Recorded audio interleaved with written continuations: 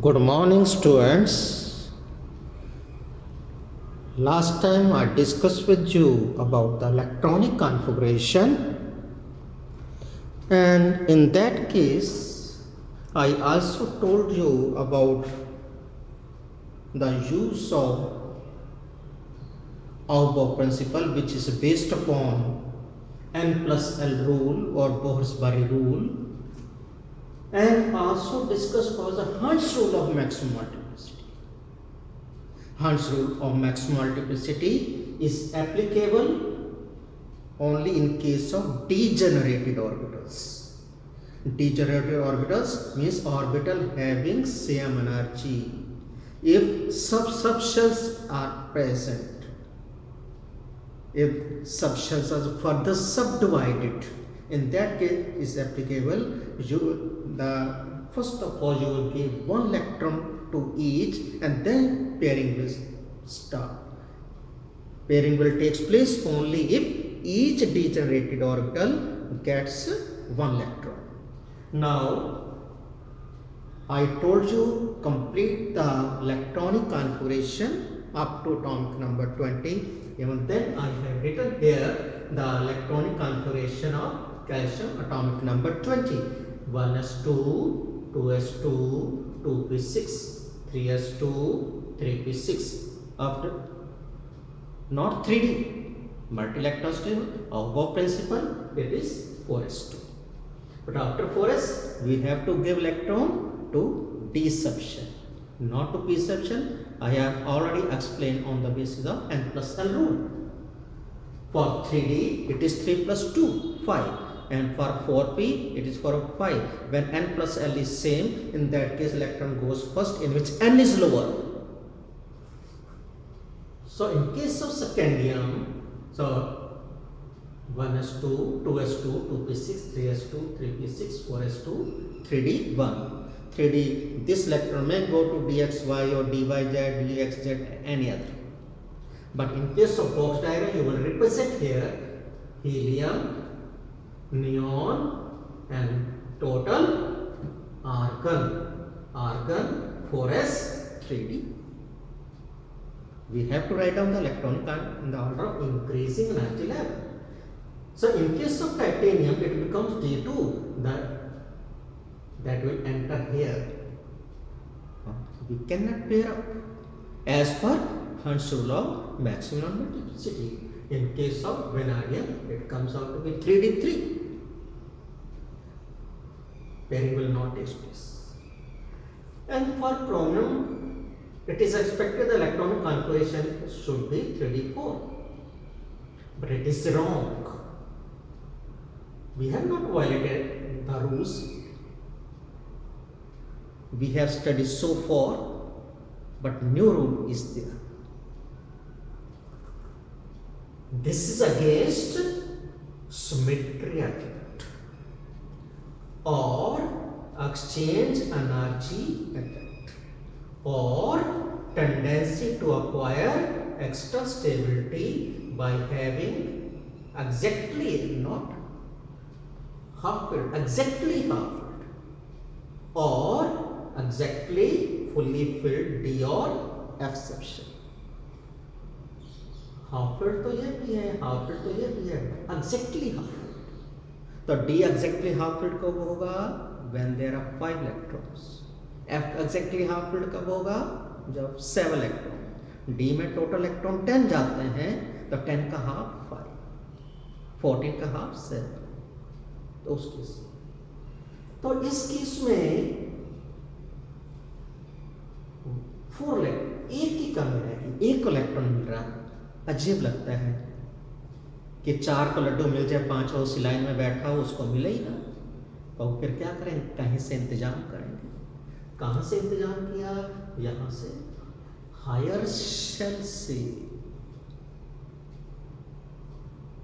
ये 3 है, ये 4 है. हायर शेल से इलेक्ट्रॉन मैनेज किया और सभी को एक इलेक्ट्रॉन मिल गया. हमने बोल दिया सिमेट्री इफेक्ट. और जब सभी को या तो सभी को एक एक मिल जाए या सभी को दो दो मिल जाए, स्टेबिलिटी होगी. तो ये भी कंप्लीट हो गया कि क्यों इलेक्ट्रॉन शिफ्ट किया, tendency to acquire extra stability by having exactly half filled.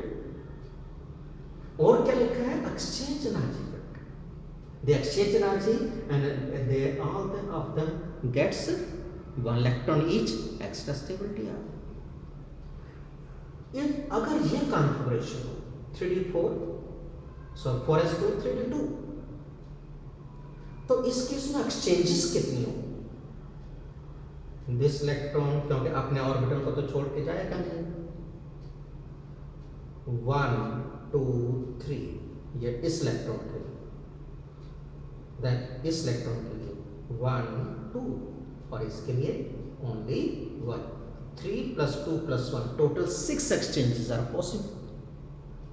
और अगर ये इलेक्ट्रॉन यहां शिफ्ट हो जाए तो इसके अंदर not this one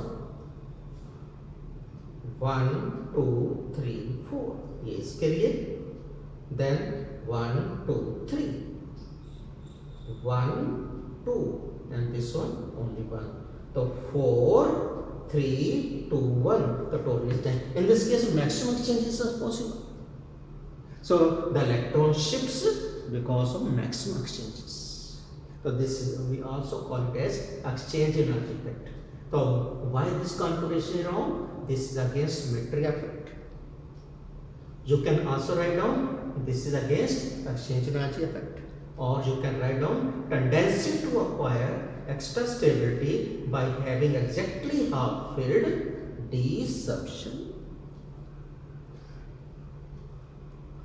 But so the correct configuration is 1s2 2s2 2p6 3s2 3d5 4s1, 3d5 comes because it shift to lower energy, extra stability, exactly half filled. Or you can write again in this way. Then -25, so 4s2 in that case 4s2 3d5, 4s2 3d6, then 3d7 निकल 3d8, वही किया, पहले 1 electron दिया फिर pairing start कर दिया। लेकिन copper के केस में क्या देख रहे हैं, तो क्या होना चाहिए 3d9 होना चाहिए, but this configuration is wrong, क्योंकि एक्स्ट्रा स्टेबिलिटी लाने के लिए एग्जैक्टली फुल्ली फिल्ड होने के लिए 1 इलेक्ट्रॉन की जरूरत है। ये नहीं हो सकता कि 4 ऑर्बिटल को तो 2 इलेक्ट्रॉन दे दें, 5 को 1, तो this is against symmetry effect और एक्सचेंज एनर्जी इफेक्ट और tendency to acquire extra stability by having exactly fully filled disruption. इसमें क्या था, एग्जैक्टली हाफ फिल्ड डिसरप्शन, और उसमें क्या हो गया, एग्जैक्टली फुल्ली फिल्ड डिसरप्शन। तो यहां से क्या किया, एक इलेक्ट्रॉन यहां शिफ्ट कर दिया, फुल्ली फिल्ड हो गया, shift to lower notch, D10s1 configuration होगा। ये गलत कॉन्फ़िगरेशन होगा, जिनके केस में कोई जरूरत नहीं है 4s2 3d10 fully filled. In this way we can write down the configurations of। अब आते हैं बात आयन की। Ion is formed by the loss or gain of electron. When it gains electron, it becomes anion, and when it loses electron, it becomes cation. तो anion में कोई दिक्कत नहीं है, सिंपल तरीका है। Like F negative, F के ऊपर कितने चार्ज है, 1 negative, it means it gains 1 electron. 2 negative होता 2 इलेक्ट्रॉन, 3 नेगेटिव 3 इलेक्ट्रॉन। तो 9 + 1, 9 तो एटॉमिक नंबर है, इट कंटेन्स 9 इलेक्ट्रॉन, 9 प्रोटॉन, 9 + 1 10, तो ये कॉन्फ़िगरेशन हो गया which is same as that of neon. तो आइसोइलेक्ट्रॉनिक ऑफ नियोन किसे कहते हैं, आइसोइलेक्ट्रॉनिक, एटम और ion having same number of electrons, atom और ion having same number of electron, उसको हम क्या बोलते हैं, आइसोइलेक्ट्रॉनिक्स। ऐसे S2 नेगेटिव कितने इलेक्ट्रॉन गेन किए, 2, एटॉमिक नंबर 16, 16 इलेक्ट्रॉन, 16 + 2 18, तो 18 में 1s2 2s2 2p6 कितने हो गए 10, 3s2 12 and 3p6. It is isoelectronic with argon. तो अनायन में कोई दिक्कत नहीं आएगी, सिंपल इलेक्ट्रॉन ऐड कर दीजिए, कॉन्फ़िगरेशन लिख दो, और ये काम आप पी ब्लॉक बाकियों में कर सकते हैं, but that is up to atomic number 20. Beyond atomic number 20 maximum configuration +1 +2 में यूज होते हैं, और उसी में मैक्सिमम बच्चे गलती करते हैं. क्या रूल फॉलो करना होता है, मैं फिर दोबारा बोल रहा हूँ, 20 तक आप यूज कर लीजिए फार्मूला, कोई दिक्कत नहीं आएगी, लेकिन उसके बाद दिक्कत आएगी, फिर गलत आएंगे कॉन्फ़िगरेशन, और कई तरह की प्रॉपर्टी स्टडी करनी है वो भी गलत आएंगी.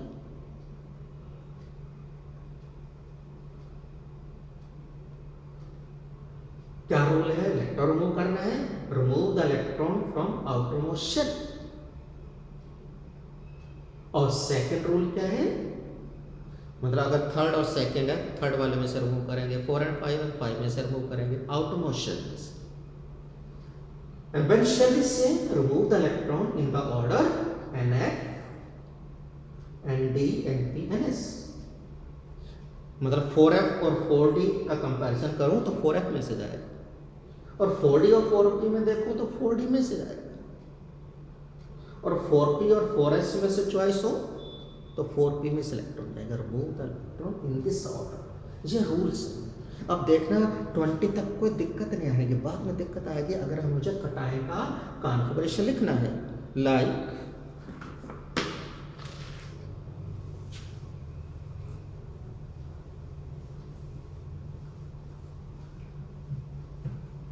लाइक सोडियम 1 पॉजिटिव, तो क्या हुआ 11 - 1 10, मैंने लिख दिया.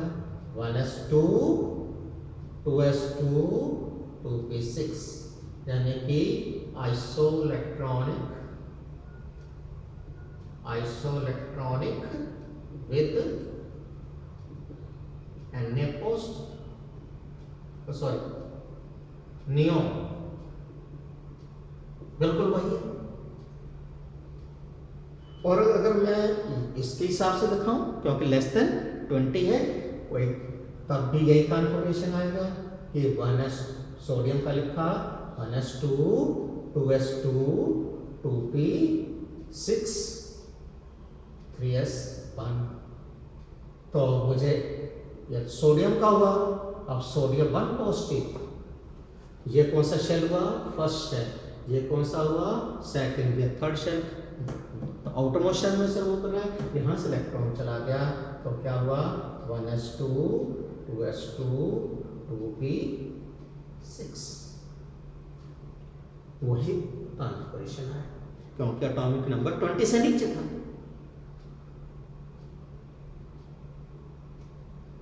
ऐसे ही मैं एल्यूमिनियम 1 पॉजिटिव करता हूं. How many electron aluminium has lost, only 1. Atomic number is 13, तो 13 - 1 12, तो 1s2 2s2 2p6 3s2. So this is isoelectronic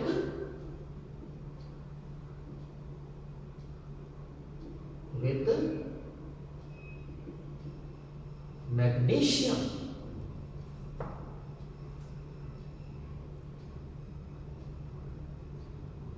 और अगर मैं दूसरे ढंग से लिखता कि पहले एल्यूमिनियम लिखूं 1s2 2s2 2p6 3s2 3px1, ये लिख दिया.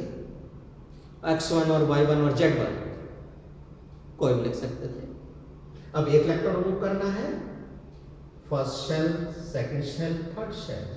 थर्ड शेल में दो तरह के हैं, s भी और p भी है, तो किस ऑर्डर में रिमूव करना है, p एंड s में चॉइस है, पहले किस में इलेक्ट्रॉन जाएगा, पी में। तो इस केस में अगर पी में से इलेक्ट्रॉन मूव करेंगे तो अल्यूमिनियम 1 पॉजिटिव का क्या हो जाएगा, 1s2 2s2 2p6 3s2, कोई चेंज नहीं आया। लेकिन बियॉन्ड एटॉमिक नंबर 20 में बहुत मेजर चेंज है।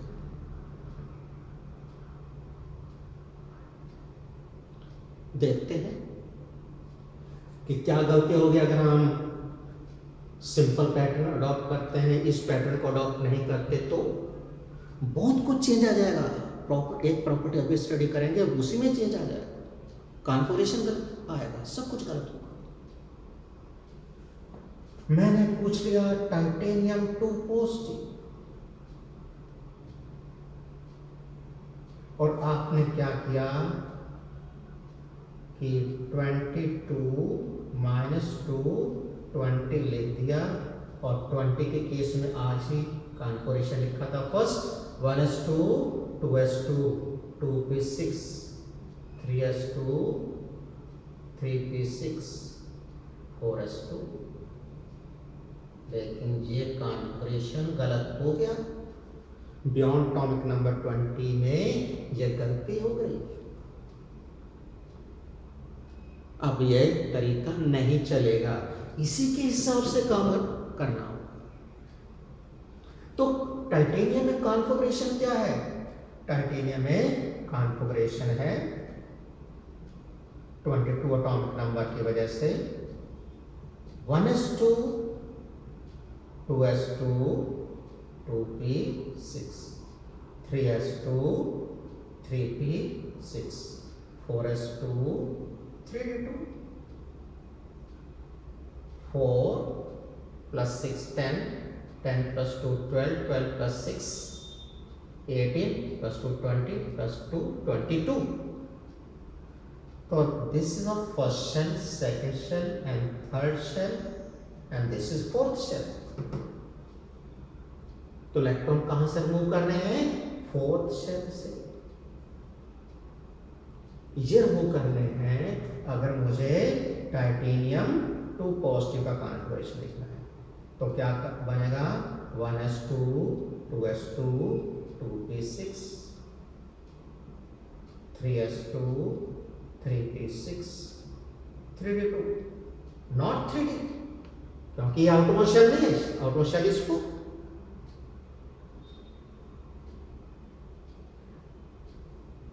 And what about titanium 4 positive? Titanium 4 positive.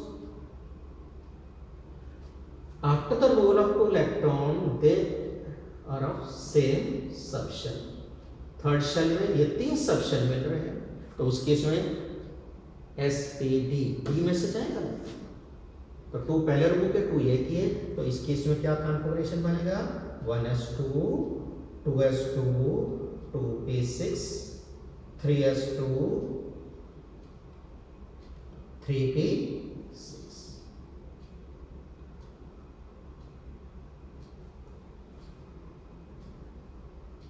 In the same way, suppose we have chromium 1 positive का लिखना है, तो क्रोमियम का मुझे पता है, क्रोमियम का तो लिखा हुआ ही है एक्सचेंज एनर्जी इफेक्ट। तो क्रोमियम में क्या लिखा है हमने, 1s2 2s2 2p6 3s2 3p6 3d5 4s1। तो 1 इलेक्ट्रॉन मूव करना है, वो कहां से जाएगा, फोर्थ शेल से, नॉट फ्रॉम थर्ड शेल, पर both electron from outermost shell. तो क्या कॉन्फ़िगरेशन बनेगा, 1s2 2s2 2p6 3s2 3p6 3d5।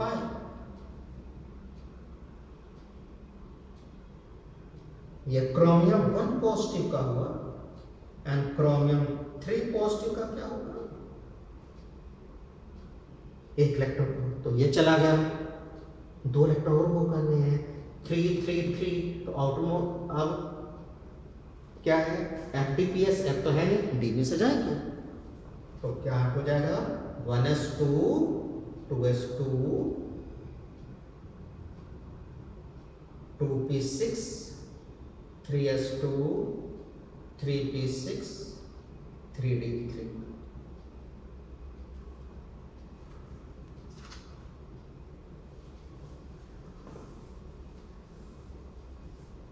3d3।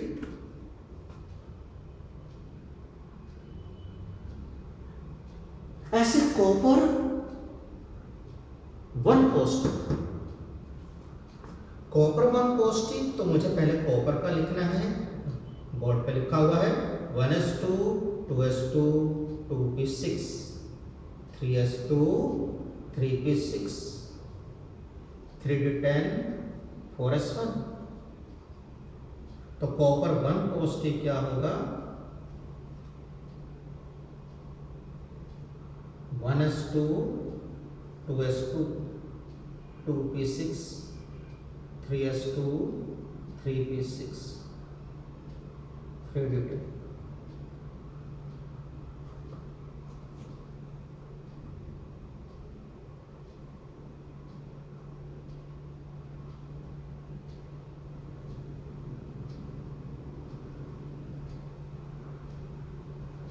तो कॉपर 2 पॉजिटिव में क्या होगा 1s2 2s2 2p6 3s2 3p6 3d9 shell से मजबूत इलेक्ट्रॉन, एक इलेक्ट्रॉन तो डी में से जाएगा, नॉट पी एन एस। आज आपको एक्सचेंज एनर्जी इफेक्ट भी किया था, क्या था, इलेक्ट्रॉन जंप करा दिया था, कहां से, S section.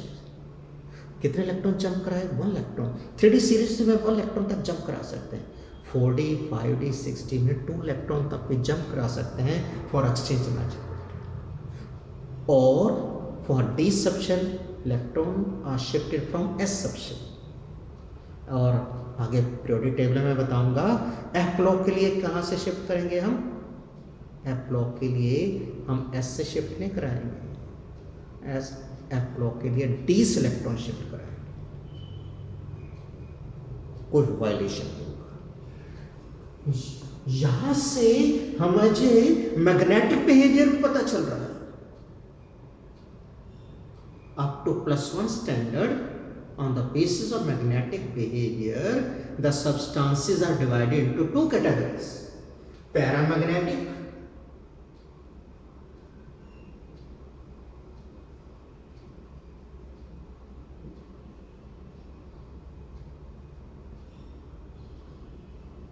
and diamagnetic substances.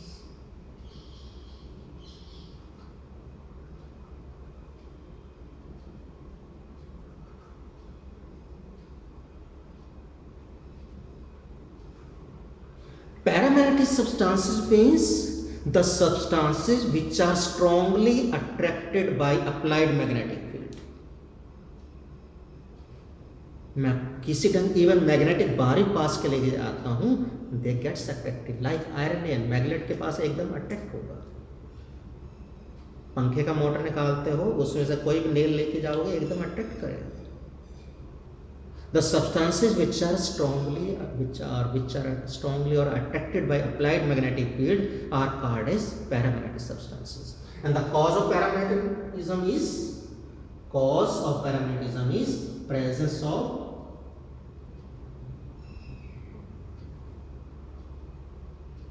half filled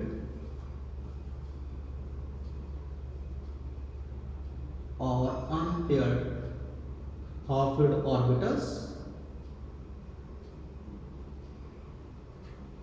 और unpaired electron, कुछ भी लिख सकते हैं unpaired electrons। और diamagnetic which are feebly or weakly repelled by applied magnetic field, instead of attraction feel some repulsion, very very small repulsion. The cause of diamagnetism is absence of half-filled orbitals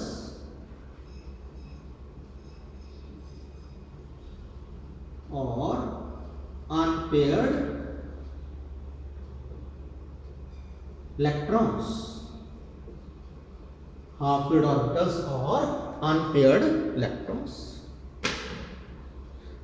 वो सीधा ही है, अगर एक भी half filled orbital मिल गया तो paramagnetic, otherwise नहीं मिलता बिल्कुल भी डायमैग्नेटिक। अब chromium, large number of half filled orbitals are available. There are 6 unpaired electrons, 5 from 3d, 1 from 4s. It is strongly paramagnetic wave.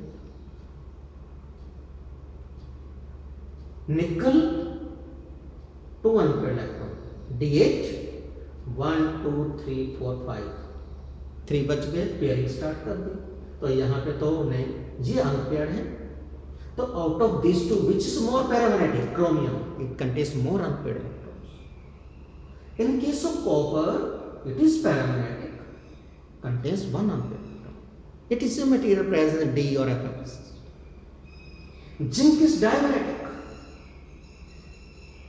D10,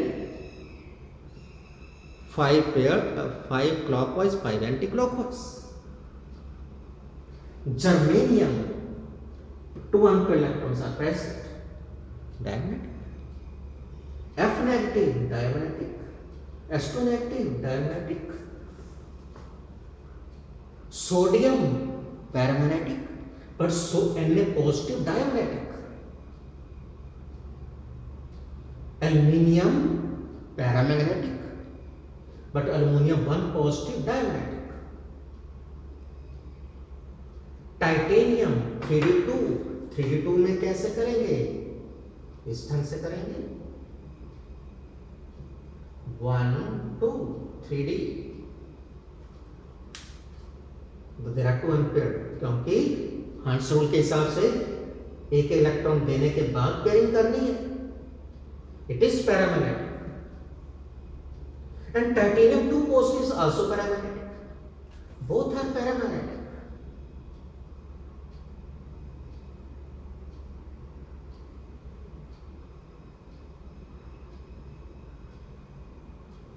But titanium 4 positive is diamagnetic.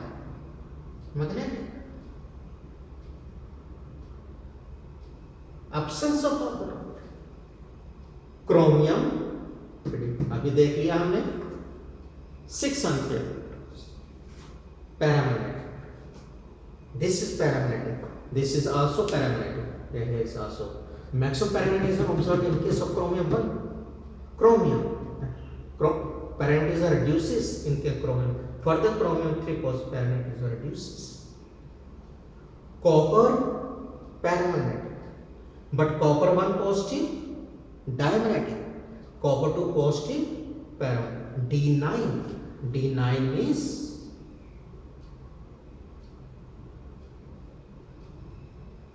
one, two, three, four, 5, 6, 7, 8, 9. It contains 1 unpaired electron and hence is paramagnetic.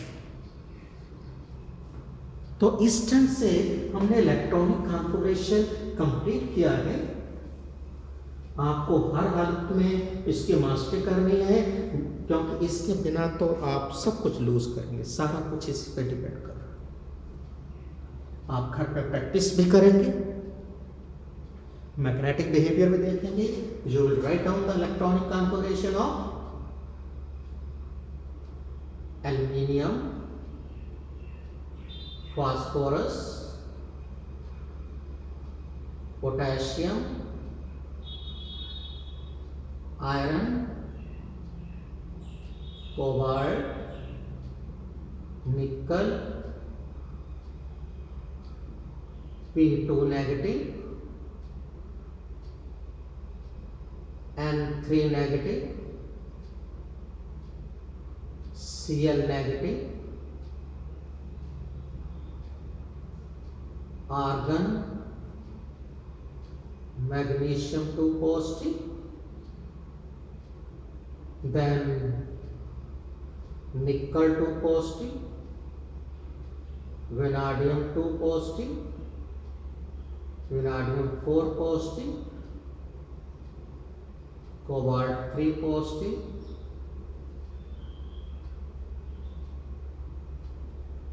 zinc 2 positive. You will also explain about the magnetic behavior also.